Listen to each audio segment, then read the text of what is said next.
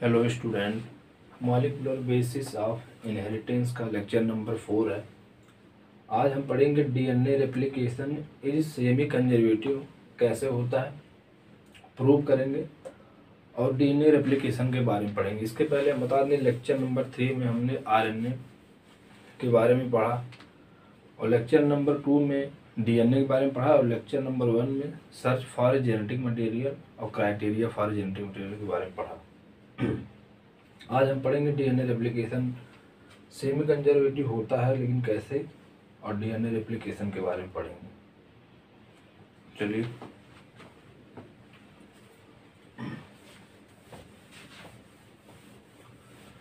DNA replication इस semi conservative को prove करने के लिए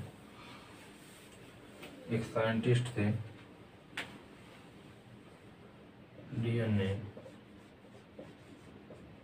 रेप्लिकेशन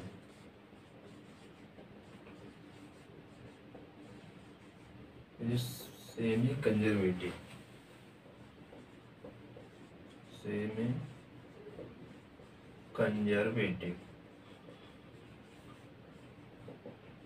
मतलब आधा कंजर्व ही रहता है। Semi conservative DNA replication is semi conservative.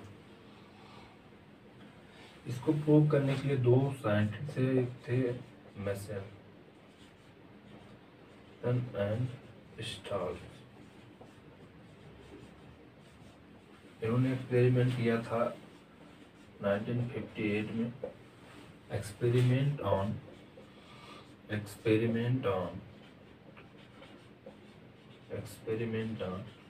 E coli bacteria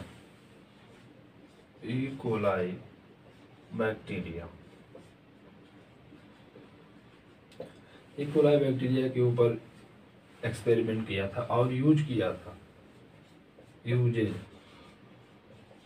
isotope of nitrogen के आइसोटोप को यूज किया था। Isotope of nitrogen.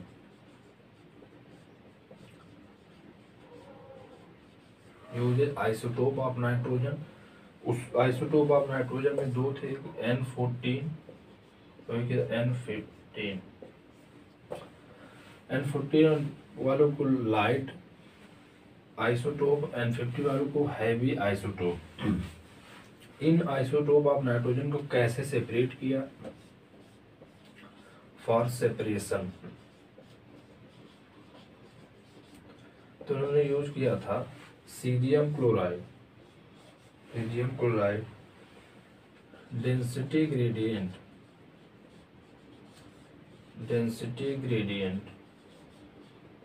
Cerium chloride density gradient centrifugation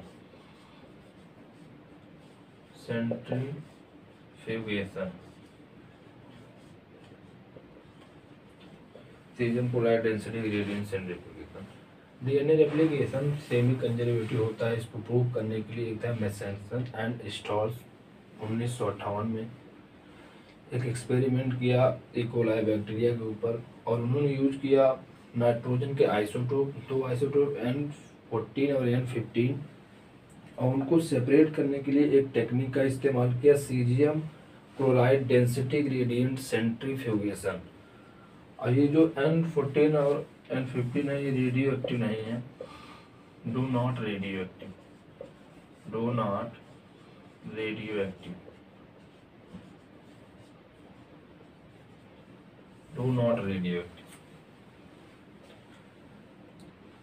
note करिए, डू नॉट रेडियो एक्टिव।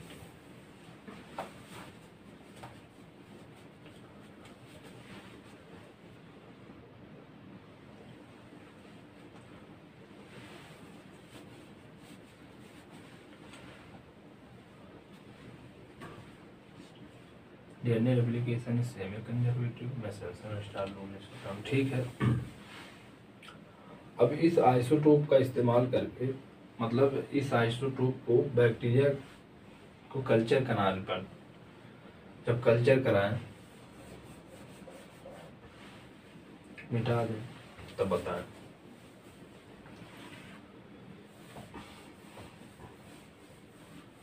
मतलब इस आइसोटोप मतलब बैक्टीरिया को किस मीडियम में कल्चर कराएं, उस हिसाब से उनके डीएनए पे फर्क पड़ा। जैसे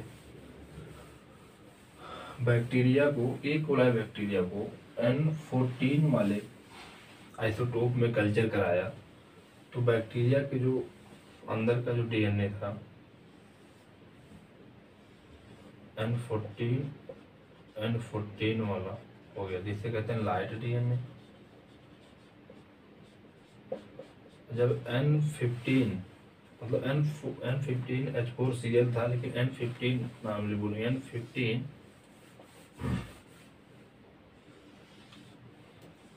N15 वाले में अगर कल्चर कराएं तो N15 इसे में हैवी डीएनए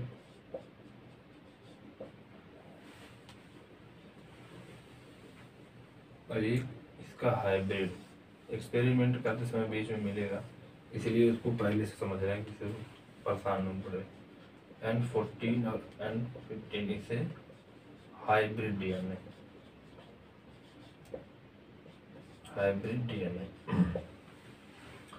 इसको सीजियम कोलाई सेंट्रीफ्यूगेशन ट्यूब में कैसे सेपरेट किया गया, ऐसे तो लिखा हुआ, कैसे सेपरेट किया गया। तो caesium chloride density gradient centrifugation में रखा गया, तो जो हैवी डीएनए था उसका बैंड सबसे नीचे जाके सेटल डाउन हो गया, और जो हाइब्रिड डीएनए था वो मिडिल में आके सेटल डाउन हो गया, और जो लाइट वाला था वो सबसे ऊपर आ गया। जब भी एक्सपेरिमेंट होता था उसके बाद उसे caesium chloride density gradient centrifugation में डाल के पता लिया जाता था कि कितना हाइब्रिड बना, कितना हैवी, कितना लाइट। ये वाला सबसे बॉटम वाला ये रिप्रेजेंट कर रहा है हैवी डीएनए को, मिडिल वाला हाइब्रिड डीएनए को,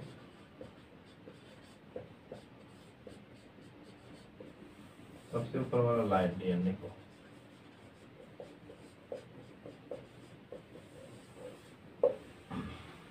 ठीक है, डीएनए रेप्लिकेशन सेमी कंजर्वेटिव होता है। इसको प्रूव करने के लिए एक साइंटिस्ट है, दो साइंटिस्ट हैं, मेसेल्सन और स्टार्क, 1958 में उन्होंने एक्सपेरिमेंट किया ई कोलाई बैक्टीरिया के ऊपर, और उन्होंने यूज किया दो आइसोटोप ऑफ नाइट्रोजन N14 और N15 जो रेडियो एक्टिव नहीं थे।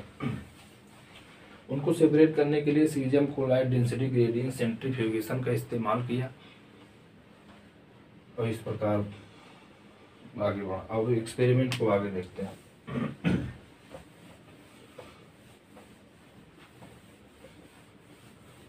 सबसे पहले N15 और N15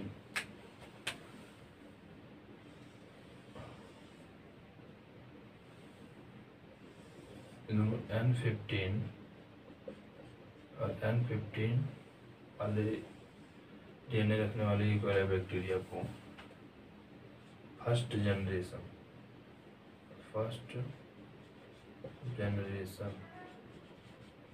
इन 20 मिनट,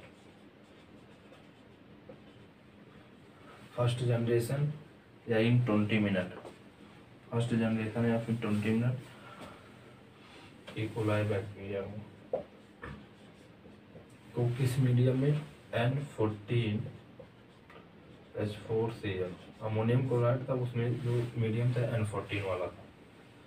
तो या तो 1 से 2 बनेगा, 1 से 2 बना तो ओल्ड वाला स्टैंड था, जो नया वाला स्टैंड क्या बनेगा वो मीडियम डिसाइड करेगा। मीडियम में N14 है तो एक स्टैंड N14 वाला बना और एक N15 वाला। N15 ये भी N15 और ये रेड वाला N14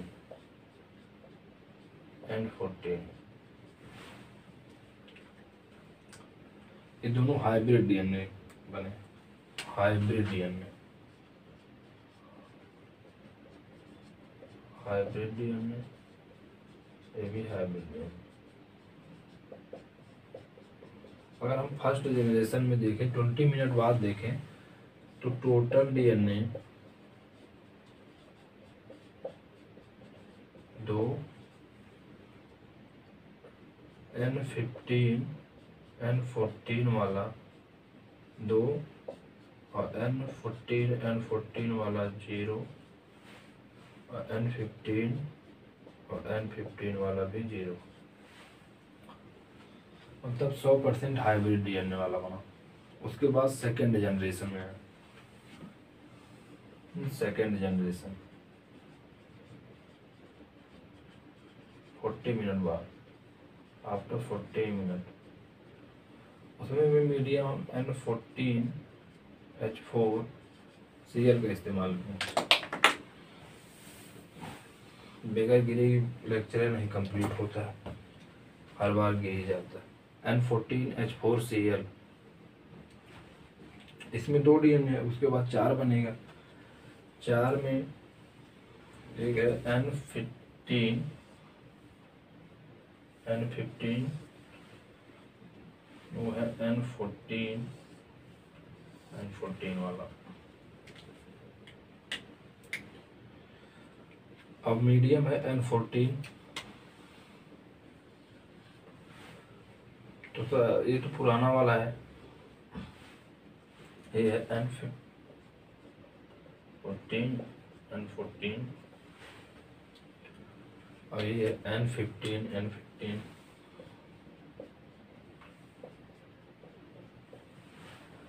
अब जब N14 वाले मीडियम में सेकेंड जनरेशन में जब देखें तो 2 से 4 बना। उसके बाद N14 वाले मीडियम में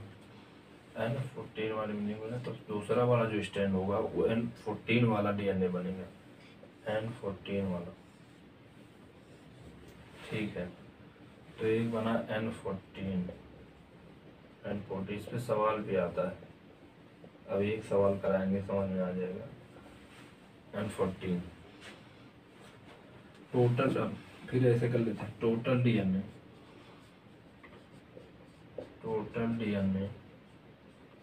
4, N15 N14 वाला 1 2 N14 वाला 2 और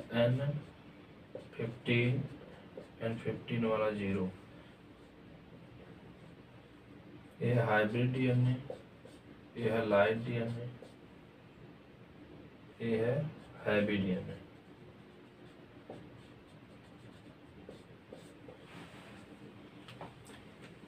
इसके बाद थर्ड जनरेशन में,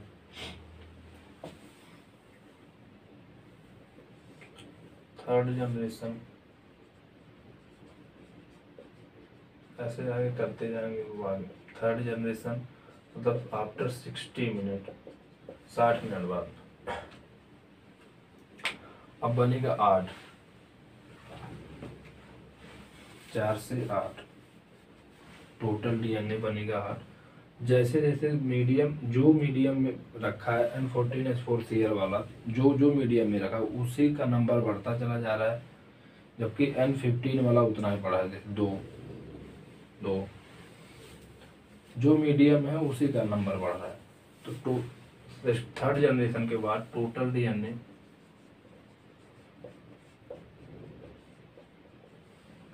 हो जाएगा 8, जिसमें से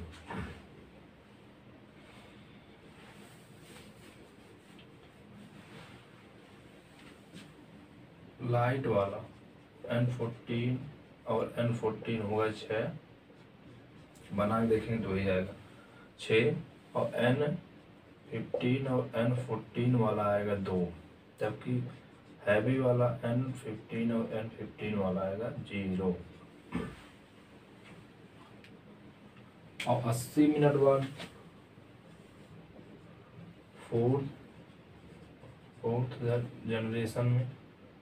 फोर्थ जनरेशन में आफ्टर 80 मिनट, यहाँ तक एनसीईआरटी भी एक क्वेश्चन पूछती है।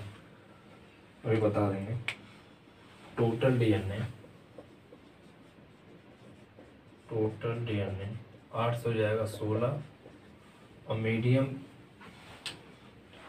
दोनों में मीडियम N14H4Cl, जो मीडियम होगा उसी का नंबर, जिस मीडियम में हम उसको कल्चर करा रहे हैं उसी का नंबर सबसे ज़्यादा, उसी डीएनए का सबसे ज़्यादा नंबर। यहाँ N14H4Cl, N14 में भी इसको भी कल्चर कराएं, तो टोटल डीएनए आया 16, N14 और N14 वाला आ गया 14, और N14 हाइब्रिड वाला आया 2, जबकि हैवी वाला 0। तो एनसीईआरटी पूछते हैं आप 80 मिनट बाद इक्वलाई में लाइट एंड हैवी, लाइट और हाइब्रिड डीएनए का प्रोपोजिशन बताइए। लाइट एंड हैवी वाले का प्रोपोजिशन, तो लाइट वाला 14 और हाइब्रिड वाला 2, तो 14:2 और 7:1 आ जाएगा। आफ्टर 4 जनरेशन या आफ्टर 18 मिनट बाद, आफ्टर 18 मिनट 7:1 आ जाएगा। ये है पूरा एक्सपेरिमेंट। इसमें सब में दिखाई दे रहा है कि डीएनए का जो रेप्लिक है वो सेमी कंजर्वेटिव, मतलब N15 वाला हर जनरेशन में आ रहा है, हर जनरेशन, इसमें भी आ रहा है, उसमें भी। तो डीएनए रेप्लिकेशन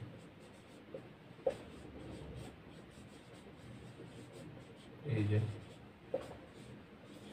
सेमी कंजर्वेटिव।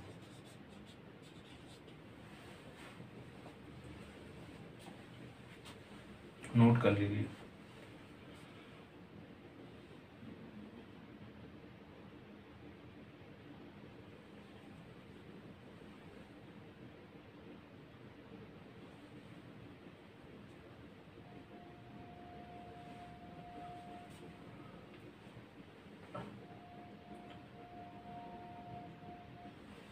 अब एक क्वेश्चन करा दें।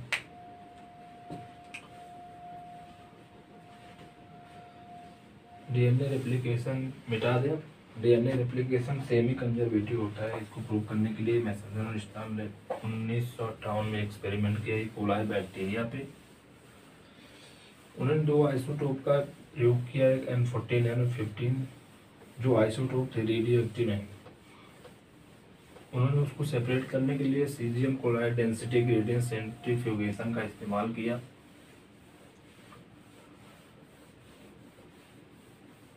आगे जब N14 जिस भी मीडियम में उन्होंने कल्चर कराया N14 और 14 उसी का नंबर बढ़ता गया, और N15 वाला हर जनरेशन में आता कंजर्व रहा।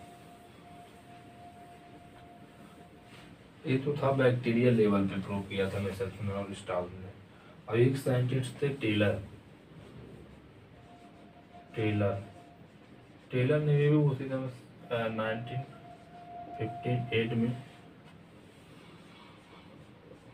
DNA replication is semi conservative को प्रूव किया था at chromosomal level. DNA replication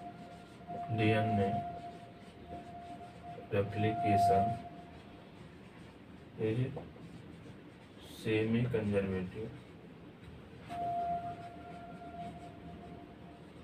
proof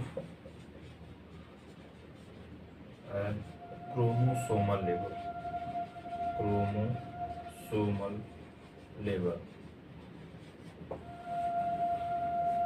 use किया था रेडियो एक्टिव थायमिन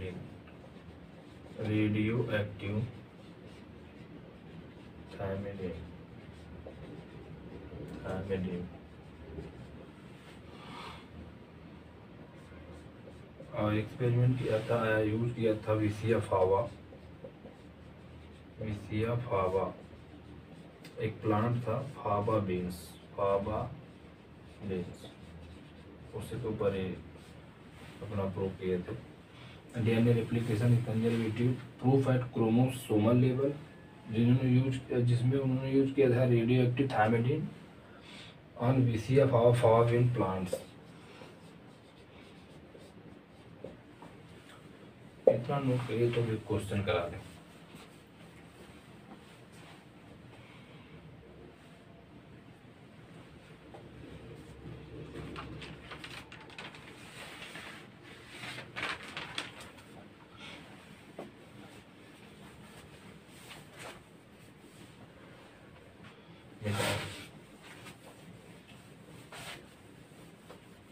क्वेश्चन है an E. coli cell an E. coli cell with hybrid DNA with hybrid DNA E. coli cell with hybrid DNA was allowed to grow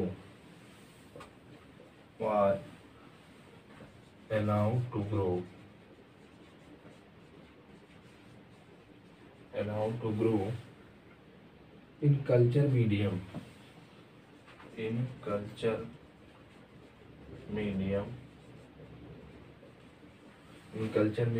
containing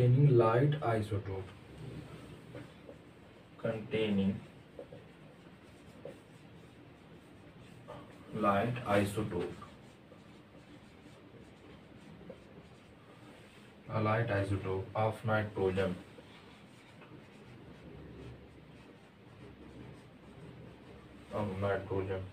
after second generation find out after second generation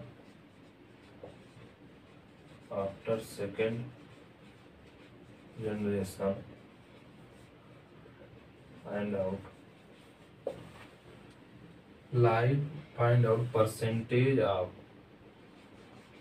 percentage of light hybrid and heavy DNA respectively. Light hybrid and heavy DNA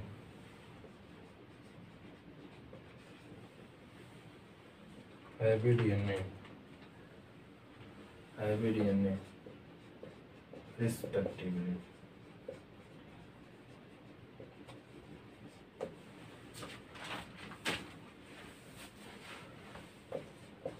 try करिए एक बार। An E. coli cell with hybrid DNA was allowed to grow in culture medium containing light isotope. Medium इन्होंने use किया है light isotope मतलब N14 और grow कराया है hybrid DNA को। तो जैसे जैसे कह रहे हैं वैसे वैसे करते हैं। N15 N14 ये है hybrid DNA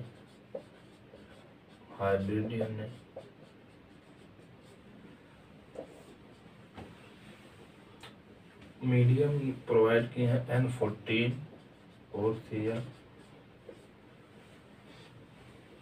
of isotope of nitrogen after second generation पूछे। ये तो फर्स्ट जनरेशन है। फर्स्ट जनरेशन N14 मीडियम है तो पहले नंबर इसका रियल बना लेते हैं। ये जो ओल्ड वाला है N15 ये है N14 उसमें आ जाता मीडियम में N14 तो N14 वाला जो नया बनेगा वो N14 वाला जो बनेगा तो ये बना N14 वाला जो पहले से था N15 ठीक है। ये आया फर्स्ट जनरेशन में। आप सेकेंड जनरेशन में भी N14 वही यूज करेंगे N14 H4Cl तो दो से बनेंगे चार में पहले मीडियम में है N14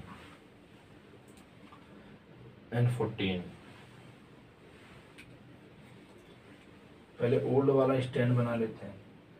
यह N15 वाला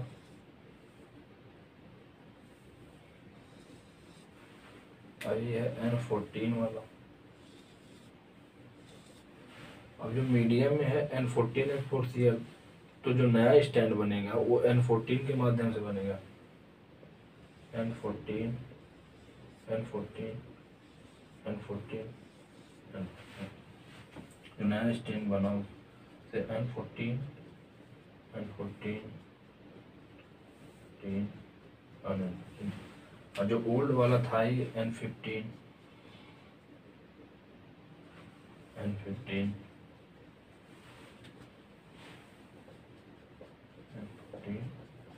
N14। बस रेशियो निकालना है। टोटल डीएनए है 4, टोटल डीएनए 4, लाइट डीएनए मतलब N14 और N14 वाला आया है 2, N15 और N14 हाइब्रिड वाला आया है, हाइब्रिड वाला आया है 1, नहीं 2 भी 2 आया। N15 और N14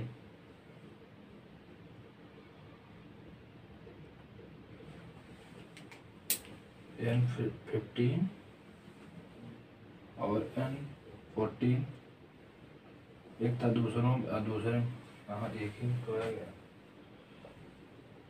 वाला भी N14 था, गलत कर रहा है।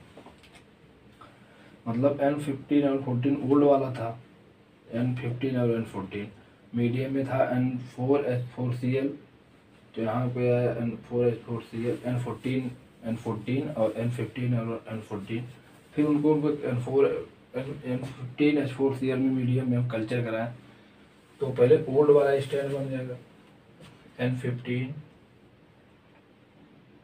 और एक N14, ये N14 है, N14 और 2 N14 2 N14, ठीक है। अब N15 वाले में मीडियम में N14, तो यही डिसाइड करेगा नया स्टैंड क्या बनेगा। तो नया स्टैंड बना N14, दूसरा वाला था N14, तो दूसरा वाला भी नया स्टैंड N14 बना, तीसरा वाला भी N14, चौथा वाला भी, ठीक है। तो N14 वाला बना 3, मतलब लाइट डीएनए, और हाइब्रिड डीएनए बना 1, और हाइब्रिड डीएनए बना 0। ध्यान से नहीं, गलत हो जाता है तुरंत, मीडियम को ध्यान बहुत ज़्यादा दिया जाता है। अब परसेंटेज निकालना है, लाइट का, फिर हाइब्रिड का, फिर हाइब्रिड डीएनए का। यह लाइट डीएनए का, तो 3, टोटल डीएनए 4, 100 × 100 4 75%, 75% आया लाइट डीएनए,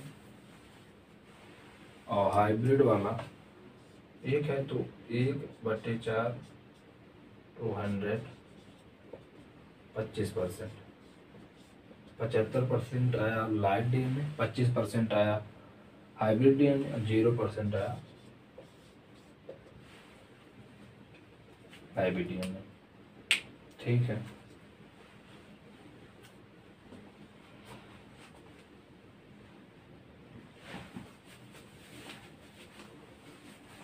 नोट करिए।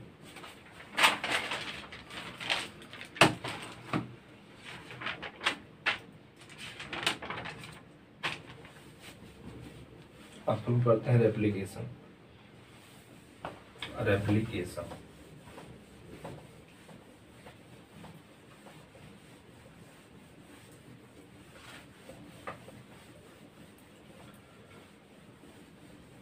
DNA replication is semi conservative, उसको प्रूव करने के लिए मैसेसन स्टार 1958 में एक्सपेरिमेंट किया ई कोलाई बैक्टीरिया के ऊपर।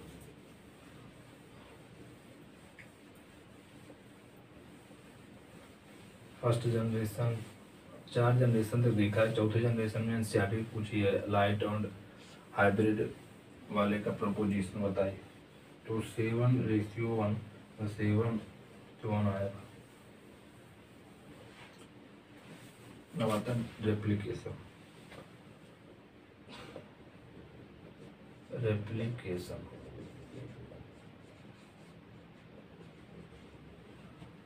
रेप्लिकेशन क्या होता है? डीएनए का बनना रेप्लिकेशन कहलाता है। डीएनए से डीएनए का बनना रेप्लिकेशन।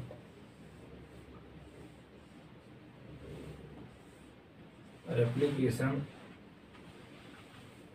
प्रोकैरियोट के अंदर साइटोप्लाज्म में होता है और प्रियर टू फिजन, फिजन के पहले हो जाता है। प्रियर टू फिजन मतलब बाइनरी फिजन के पहले इनके अंदर रेप्लिकेशन हो जाता है। वैसे भी इनके अंदर कोई फेज नहीं चलता, G1 या G2 कोई ऐसा फेज नहीं चलता। माइटोसिस मियासिस ऐसा कुछ नहीं होता इनके अंदर, ए माइटोसिस होता है। और यूकैरियोट के अंदर रेप्लिकेशन न्यूक्लियोप्लाज्म। और जो डीएनए रेप्लिकेशन करता है एस फेज ऑफ यूकैरियोट के S phase of cell cycle, S phase of cell cycle चलता है, जो कि energetically very expensive process, very expensive process, energetically very expensive process. और एंजाइम लगता है DNA dependent DNA polymerase, DNA dependent DNA polymerase. ये enzyme do not initiate the replication, do not initiate the replication, replication कोई start नहीं कर सकता।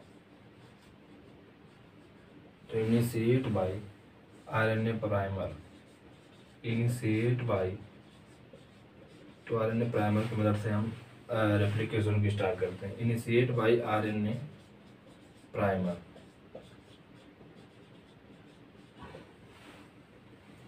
जो DNA dependent DNA polymerase है, ये पॉलीमराइजेशन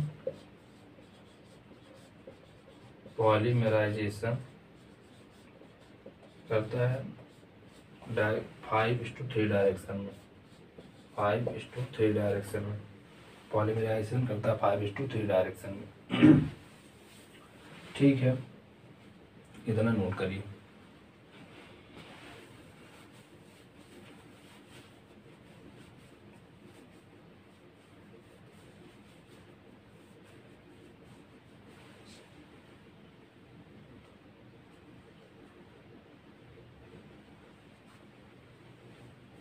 पॉलीमराइजेशन 5:3 डायरेक्शन मतलब डीएनए से डीएनए का बनना रेप्लिकेशन कहलाता है। रेप्लिकेशन प्रोकैरियोट के अंदर साइटोप्लाज्म में होता है, जो prior to fission, binary fission के पहले ही हो जाता है। यूकैरियोट के अंदर न्यूक्लियोप्लास्ट के अंदर होता है, जो S phase of cell cycle के अंदर होता है। एनर्जेटिकली वेरी एक्सपेंसिव प्रोसेस है, बहुत एनर्जी की जरूरत पड़ती है। एंजाइम लगता है डीएनए डिपेंडेंट आरएनए पॉलीमरेज, जो कि do not initiate the replication, replication को इनिशिएट नहीं कर सकता है। इसको इनिशिएट करने के लिए आरएनए प्राइमर की आवश्यकता होती है। और जो पॉलीमराइजेशन है 5:3 डायरेक्शन में होता है। वही पॉलीमराइजेशन में 2020 पेयर पर सेकेंड करता है, 2020 पेयर पर सेकेंड, 2020 पेयर पर सेकेंड करता है। High degree of accuracy, high degree of accuracy, high degree of accuracy.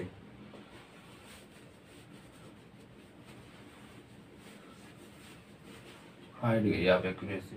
और एक सबस्टांस होता है डीऑक्सीराइबोन्यूक्लियोसाइड ट्राइफॉस्फेट, डीऑक्सीराइबोन्यूक्लियोसाइड ट्राइफॉस्फेट, डीऑक्सीराइबोन्यूक्लियोसाइड ट्राइफॉस्फेट, जो डुअल पर्पज दो फंक्शन काम करता है, डुअल फंक्शन उसका होता है। Deoxyribo nucleoside triphosphate, deoxyribo nucleoside, deoxyribo nucleoside triphosphate,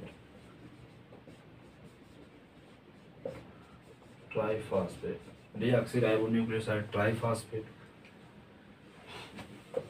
act dual purpose. पहला क्या होता है, एक्ट एज ए सबस्टेट,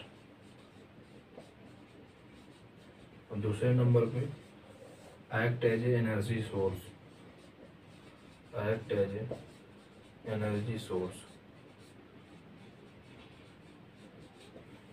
डीऑक्सीराइबो न्यूक्लियोसाइड ट्राइफॉस्फेट जो टर्मिनल दो फास्फेट होते हैं, टू टर्मिनल फास्फेट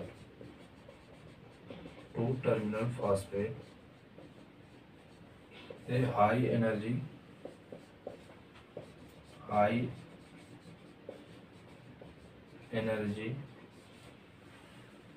को रखते हैं, यह निकालने पर बहुत सारी एनर्जी रिलीज होती है। टू टर्मिनल फास्फेट जो हाई एनर्जी रिक्वायरिंग होती है, ठीक है। डीएनए डिपेंडेंट आरएनए पॉलीमरेज, इतना नोट करिए।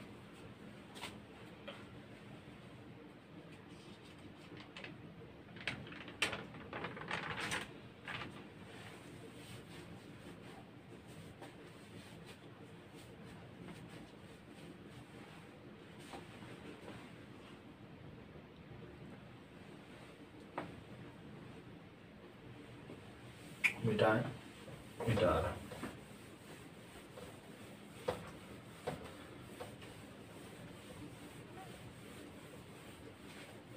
डीएनए रेप्लिकेशन में डीएनए डिपेंडेंट डीएनए पॉलीमरेज जो इनिशिएट नहीं कर सकता, पॉलीमराइजेशन करता है 2000 बेस पेयर पर second high degree of accuracy के साथ। एक होता है सबस्टांस डीऑक्सीराइबो न्यूक्लियोसाइड ट्राइफॉस्फेट जो डुअल पर्पस वाले एक्ट एज एनर्जी सोर्स और सबस्ट्रेट दोनों के काम आता है, ठीक है। अब रेप्लिकेशन को कैसे करते हैं, ये डीएनए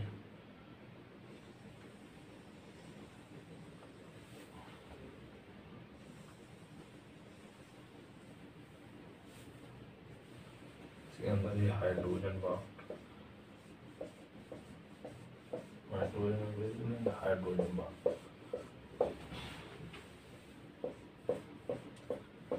रेप्लिकेशन हम किसी भी रैंडमली किसी भी प्लेस से नहीं शुरू करते, एक डेफिनेट रीजन से शुरू होता है रेप्लिकेशन, जिसे हम ओरिजिन ऑफ रेप्लिकेशन कहते हैं,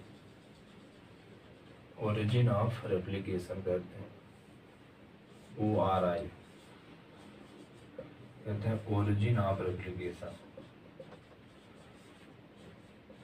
एनसीईआरटी लिखती है रेप्लिकेशन को हम किसी भी जगह से शुरुआत, रैंडमली किसी भी प्लेस आप डीएनए से शुरुआत नहीं कर सकते। उसका एक डेफिनेट रीजन होता है जिसे हम ORI कहते हैं, ओरिजिन ऑफ रेप्लिकेशन।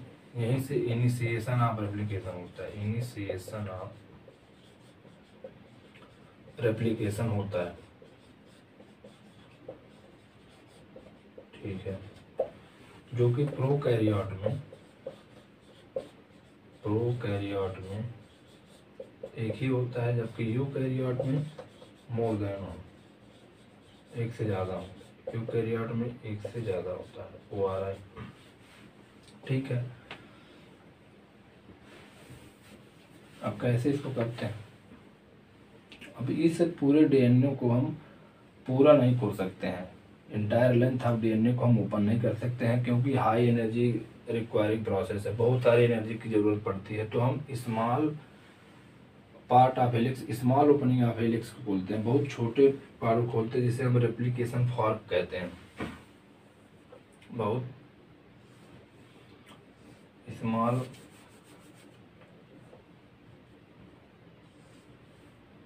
लिंक भी खोलते हैं, जिसे हम रेप्लिकेशन फॉर्क कहते हैं। Small opening of. अच्छा, अब कैसे एंजाइम काम करता है उस चीज़ को, 5 एंजाइम मेनली काम किए हैं, उसको हम एक ही बार में समझ लेते हैं। पहला एंजाइम है इंडोन्यूक्लियेज। इंडोन्यूक्लियेज इसे कहते हैं topo isomerase first. Topo isomerase first. ये क्या करता है, कट ऑन स्टैंड, स्टैंड को काटता है, जो ये कटा है स्टैंड उसे कट ऑन स्टैंड। दूसरे नंबर का एंजाइम हेलिकेज या स्वाबिलेज। हेलिकेज या स्वाबिलेज क्या करता है, cut hydrogen bond, cut hydrogen bond. तीसरे नंबर का enzyme helix destabilizing protein. Helix HDP, helix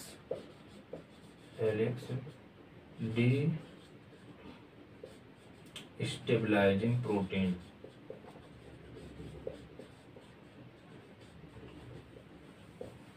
helix destabilizing protein. ये डबल स्टैंडर्ड डीएनए में हाइड्रोजन बॉन्ड के फॉर्मेशन को रोकता है, prevent hydrogen bond formation in double standard DNA. इसका काम होता है prevent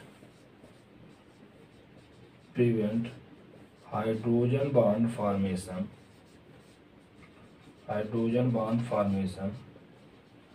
in between double standard DNA.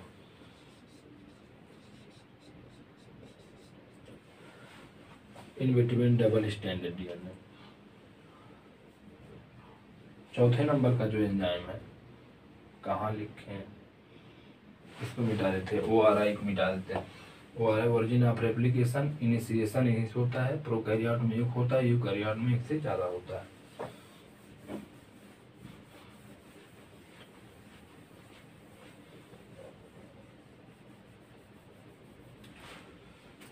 ORI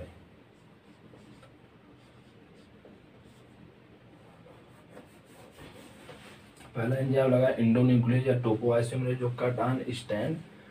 दूसरे नंबर पर हेलिकेज या स्वाबिलेज जो cut hydrogen bond.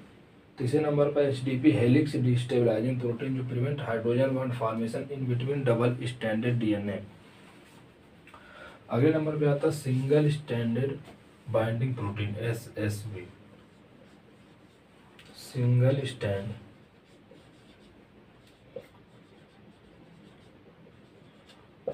Binding protein, नाम से ही पता चल रहा है single.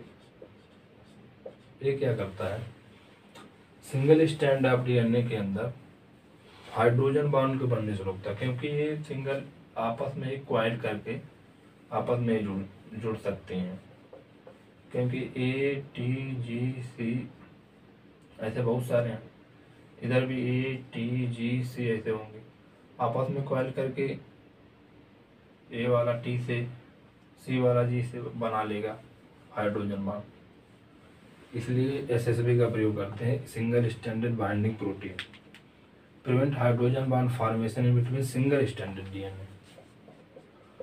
Prevent hydrogen bond formation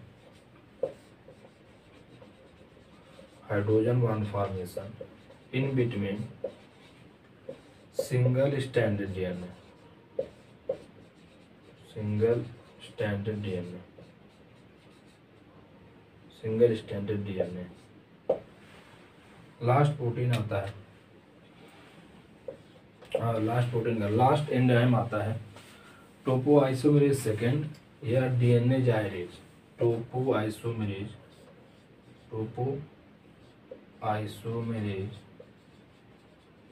second या DNA gyrase prevent super coiling of DNA.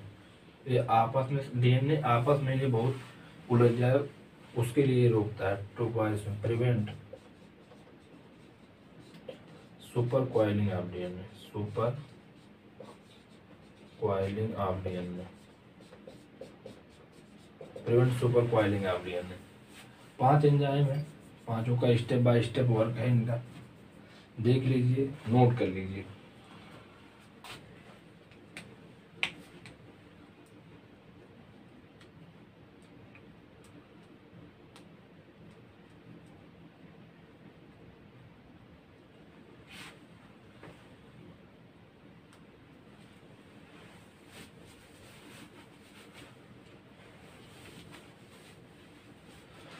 और जो स्मॉल ओपनिंग हुई है, जो स्मॉल हेलिक्स की यहाँ से थोड़ी सी ओपनिंग है, पूरा तो हम डीएनए खोल नहीं सकते, बहुत एनर्जी की आवश्यकता पड़ेगी। जो स्मॉल हेलिक्स को खोले स्मॉल ओपनिंग से, इसी को हम कहते हैं रेप्लिकेशन फॉर्क, रेप्लिकेशन फॉर्क।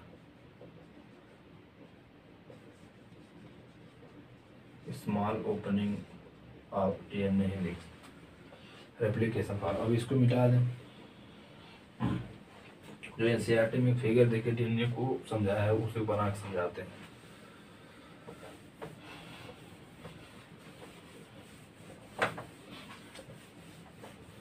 पांच एंजाइम लगे हैं, पांचों के सीक्वेंस वाइज काम है। पहला है टोपो आइसोमेरेज फर्स्ट, जो कट ऑन स्टैंड, स्टैंड को कट करता है। दूसरे नंबर पे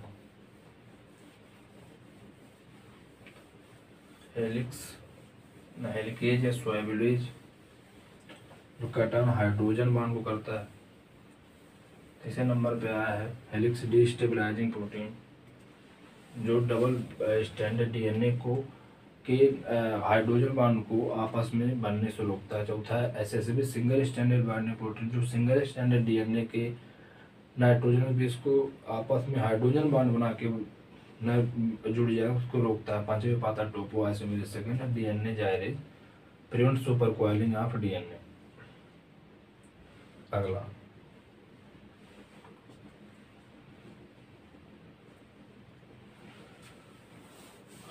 अगला आएगा डीएनए, एनसीईआरटी में बना के समझाया उसको बनाते हैं।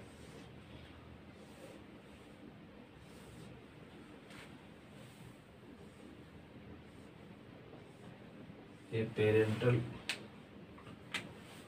5' to 3', 3' to 5', ये है पेरेंटल या टेम्पलेट डीएनए, पेरेंटल डीएनए या template DNA, template DNA, parental या टेम्पलेट डीएनए। अब क्या होता है, DNA dependent DNA polymerase initiate तो नहीं कर सकता है, लेकिन रेप्लिकेशन वही कराता है हाइड्रोजन बॉन्ड बनाने के।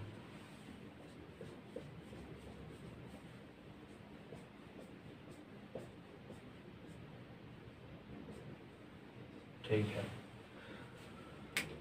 अब जो इनिशिएट तो नहीं कर पाता डीएनए डिपेंडेंट डीएनए पॉलीमरेज, तो उसके लिए आता है आरएनए प्राइमर। आरएनए प्राइमर जो होता है 3' एंड पे, हमेशा 3' एंड पे ज्वाइन होता है, 3' एंड पे। तो यहाँ से आरएनए प्राइमर यहाँ ज्वाइन करते हैं, तो रेप्लिकेशन को 5:3 डायरेक्शन, 5:3, यहाँ 3 है तो यहाँ शुरुआत हुआ 5:3 डायरेक्शन में रेप्लिकेट करता हुआ कंटिन्यूसली चला जाता है। यहाँ 5' तो ये होता है, इस स्टैंड को कहते हैं लीडिंग स्टैंड, लीडिंग स्टैंड या कंटिन्यूअस स्टैंड।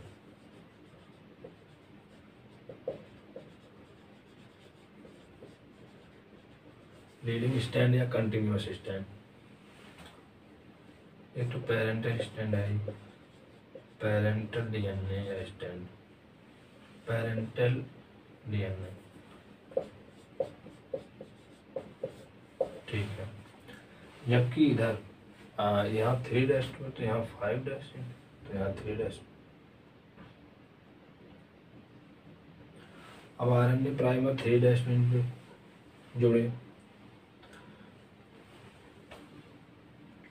तो हमेशा तो पॉलीमराइजेशन तो हमेशा 5' to 3' डायरेक्शन में होता है, तो प्राइमर 3' पे जुड़ गया, फिर इतना बना, न्यूली सिंथेसाइज जो डीएनए बना इतना बना, फिर प्राइमर नया प्राइमर आता है, फिर यहाँ जुड़ता है, फिर इतना बनाता है डीएनए, फिर यहाँ जुड़ता है प्राइमर, फिर इतना बनाता है। मतलब ऐसे ऐसे करके डिसकंटिन्यूअस मैनर में इस वाले फ्रेगमेंट पे बनता है। तो इस वाले को कहते हैं लैगिंग स्टैंड, लैगिंग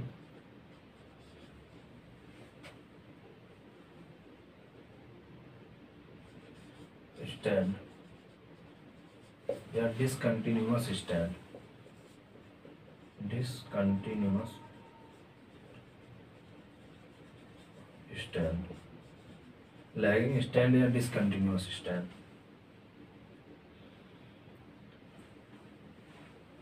और जो ये बनता है इसको कहते हैं,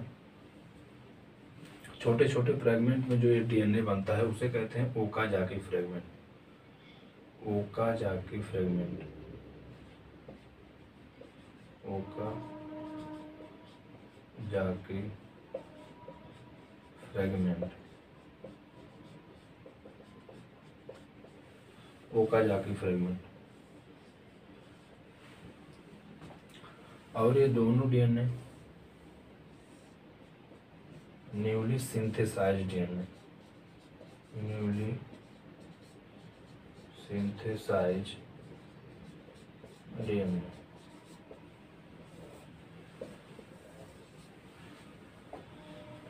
यही एनसीईआरटी में दिया है। मतलब आरएनए प्राइमर ही इनिशिएट करता है, लेकिन polymerisation DNA dependent DNA polymerase करता है, जो कि 5:3 डायरेक्शन में करता है। अब यहाँ प्राइमर जोड़ेंगे तो 5:3 डायरेक्शन में, इधर वाला 5:3 डायरेक्शन, 5:3 डायरेक्शन में, तो डिसकंटिन्यूअस मैनर में ही बनता हुआ, इसलिए इसी ओकाजाकी फ्रेगमेंट कहते हैं। और एक एनसीईआरटी में एक दिया है नोट,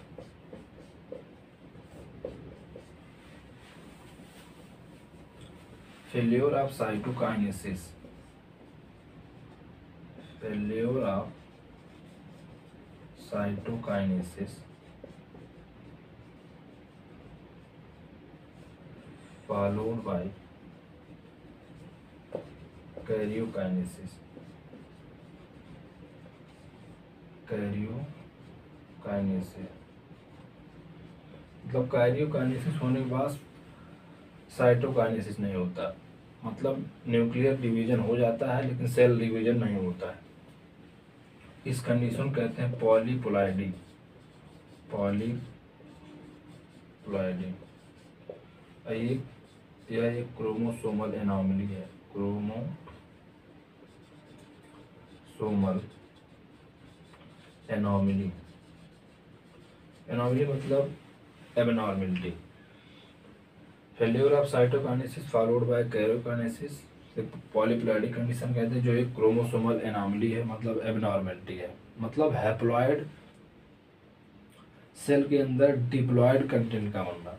मान लीजिए अगर ये जो सेल, जिस सेल में ये फेल हुआ है, मान लो ये हैप्लॉइड सेल हो, तो उसमें कैरियोकाइनेसिस तो होगी, तो ये डिप्लॉइड कंटेंट तो हो गया। या अगर ये डिप्लॉइड सेल है तो टेट्राप्लॉइड कंटेंट हो गया, लेकिन सेल डिवाइड ही नहीं करी, तो एक एबनॉर्मेलिटी आ जाएगी। तो पूरा रेप्लिकेशन इज सेमी कंजर्वेटिव हम लोगों ने पढ़ा। अब लेक्चर को यहीं पे एंड करते हैं, नोट कर लीजिए।